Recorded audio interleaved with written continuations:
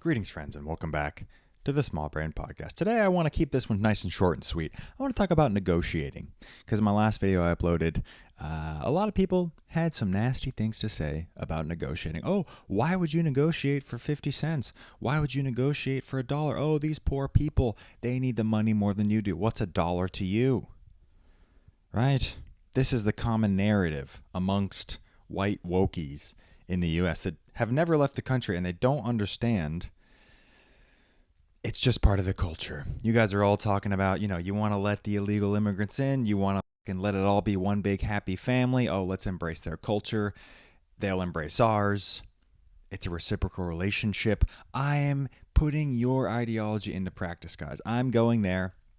I'm integrating into the culture. What do you want me to do? Go there and colonize it? You realize in Mexico City, in Bali, in Tulum, in Medellin, foreigners like me are driving up the price for paying more than the locals are willing to pay. So anytime that Indian taxi driver tries to charge you 5, 10, 20 times the actual price, you are screwing out a local, because he would rather take your dumbass over the local who's going to pay the local price, right?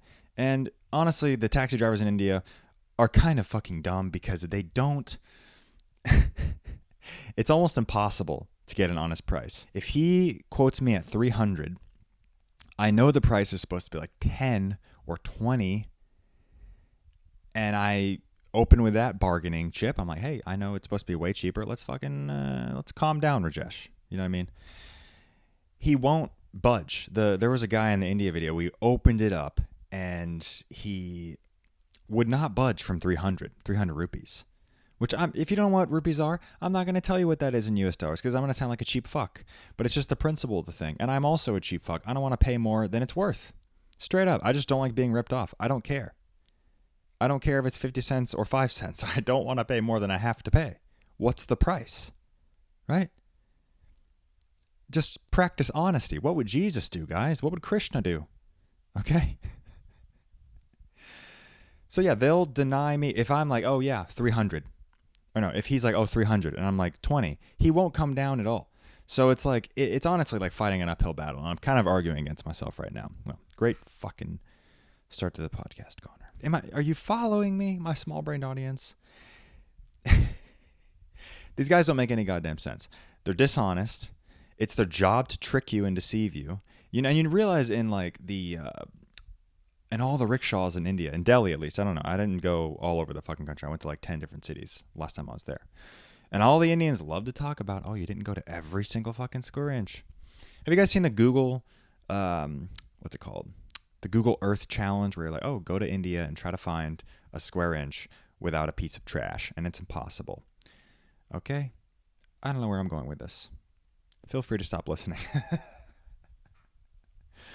I don't want you to be in the comments and say, oh, Connor, this is just incoherent rambling. Yeah, I fucking know. That's why you're here. If you're not here for that, go home. Turn it off. Okay? No one's making a be here. I don't need to hear criticism in the comments. I don't give a fuck. I'm doing this for me. Okay? So if you don't enjoy it, turn it off. All right? Feel free. But they're some of the most dishonest people on the planet. Like, it's their job to fucking trick you. And anyways, on the back of the rickshaws in India, it says, the driver of this rickshaw respects women. The driver of this rickshaw respects women. Why do they need to say that publicly? Also, if you have to say it so directly, maybe it's not true, right? It's like all the fat people that are like, oh, I'm beautiful. You're like, well, I think other people, that's up to other people, actually. I don't think you decide that for everyone else. Like, I think it's up for debate, right? Lizzo, not beautiful, but it's kind of her MO to say, oh, I'm beautiful, right? So if you have to say it, it's probably not true, just as a general rule. So if you're a taxi driver in India and you say, I respect women, you're like, no, you don't. No, you don't. Hey, guys, the reason they have to say that is because there's a horrific culture of in India and Pakistan, perhaps Bangladesh, I'm not really sure. I've heard some terrible stories of the taxi drivers, women, children, okay? They just have their way with the people. They're not nice guys. So like when you're sticking up for them in the comments saying, oh, these poor guys, give them the extra 15 cents. I'm like, no, negotiating is a game. Negotiating is sport, and I will not be discriminated against because of the color of my skin. I will not have to pay more right? All you woke people, listen to what you're saying. You're saying they should be able to fucking discriminate against me and so I have to pay more. And I'm sure you're probably thinking, if you have blue hair, oh, have I completely alienated my Seattle audience? I'm sure you're probably thinking, oh, but, Westerners destroyed their country. It's only right for them to take it out on you. Fun fact, I had nothing to do with colonization. I'm not from that country. Okay? I was not part of that. Don't blame me. Blame British people hundreds of years ago. Well, I guess up until the 70s to be more accurate. The 40s.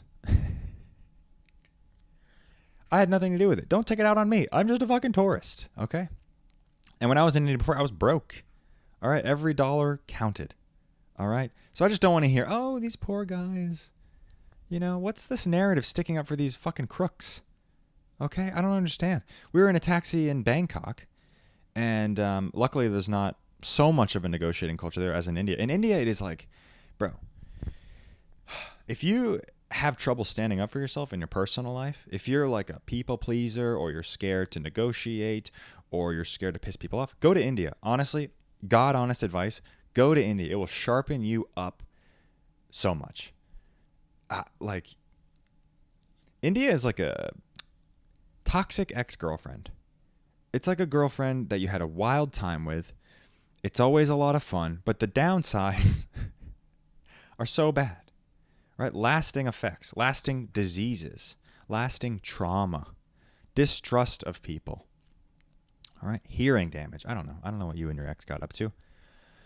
But India will mature you very quickly. So my buddy Nolan, Seal on Tour on YouTube, I think he did his first backpacking trip. His first solo trip was in India, and which is just a wild decision to make in your personal life. That's crazy. Like most people go to Mexico or I don't know where the fuck you go. Spain, the UK, Scotland, something like that. A little dip your toe in the water. But Nolan, full send. I mean, hats off to the guy. That's absolutely wild behavior. But I feel like if you were to do that, it would make you a much better traveler. I mean, India, for all its flaws, for all of its many millions of flaws, it'll make you a much better traveler. So I went there with not a lot of money. I needed to negotiate. Logistically, I had to do it. And you just see how like egregious the people want to rip you off. Like it's, you go to a temple in India, right? Like the Red Fort or like a big mosque or something. And they have the local price and then they have the foreigner price. And you check the prices, right? And you go to somewhere, I think it's Victoria Palace in Calcutta. I think it's like this old British, I think Queen Victoria lived there, if I'm not mistaken, back in the colonial times. And once they got independence, Indians took it over. It made a museum dedicated to how they kicked out the colonizers, all the wars and the terrorist attacks and the bombings and stuff like that, bombing trains and shit to kind of send a message to the colonizers. And they've turned it into a museum now. It's crazy. Like they've really taken it over. It's actually fucking hardcore. Like they're celebrating domestic terrorism, obviously to get the colonizers out, but it's absolutely wild. I went there expecting it to, talk about colonial history and talk about, how the palace was made and why it was made and who lived there and what happened here. And they're like, nah, we're going to forget about all that. And we're going to talk about how we murdered white people relentlessly in the name of liberation. Absolutely savage. Interesting place, though. I gotta say, I didn't mind Calcutta. Calcutta was probably the best Indian city I went to. But anyways, you go to these places and, you pay the price and, maybe it's your first time in India and you're not paying too close attention to how much things cost. You're just happy to be there. And I think it costs like $7, something like that. And then you learn the Indian price and it's like 50 cents. So you're like, wait, hold on a minute. I'm paying like 12 times more than the actual price. So guys, the discrimination is baked into the pricing in India. So that's why you get a rickshaw or something. And you ask a local, how much would you pay? That's a very valuable question to ask in India. Go to a local, one that doesn't have a dog in the fight, maybe just a random street vendor before you order an Uber or before you hail a cab or something, and you say, how much did this cost? And if they have a heart, they'll tell you the honest price, right?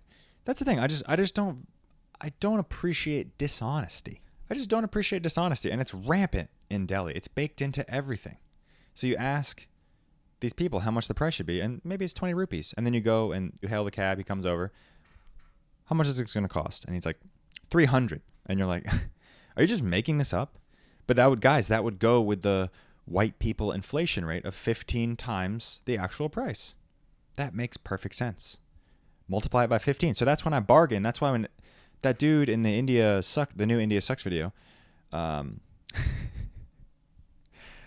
ridiculous title. I can't believe I fucking named it basically the same thing. Anyways, I'm not washed up. I'm not grasping at straws for views.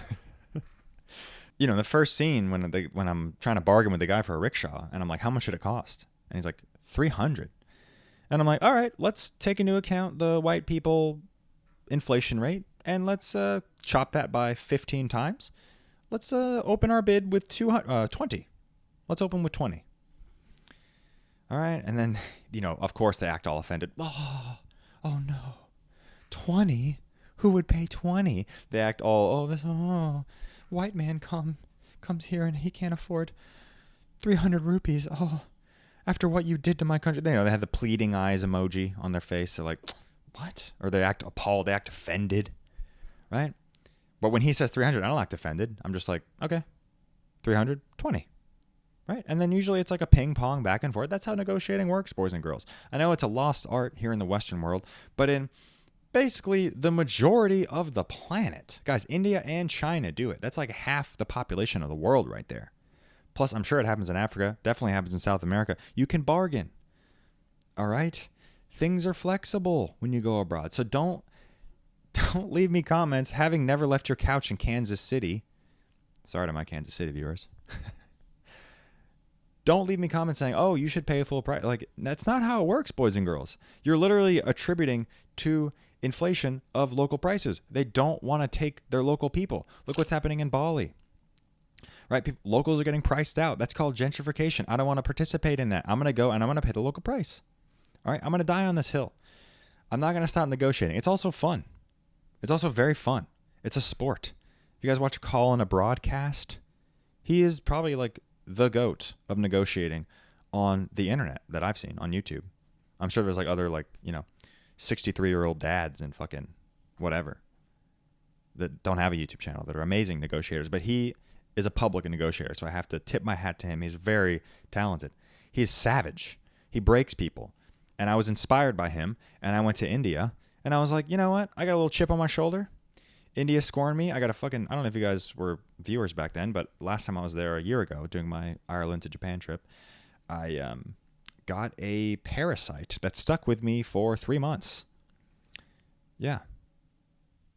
I had icky bowel movements for 3 months. I didn't know what was happening. Not my proudest moment, but it's what happened. So actually, no. To be fair, it was in Pakistan. I got it in Pakistan. All right. I'm going to walk that back. And also a lot of people are like, oh, why'd you stay so long in India last time? I'm like, dude, I was overlanding. All right. And then people in the comments now, I'm sorry, I'm just fucking airing all my grievances. People in the comments on this last video are like, why'd you go back to Delhi? I'm like, I explained it in the video, dummy. I had a layover. And I was meeting up with Bald and Bankrupt. I wanted to make a video. What, am I going to not talk about it? It still sucks. They had time to improve. Right? They had time to improve.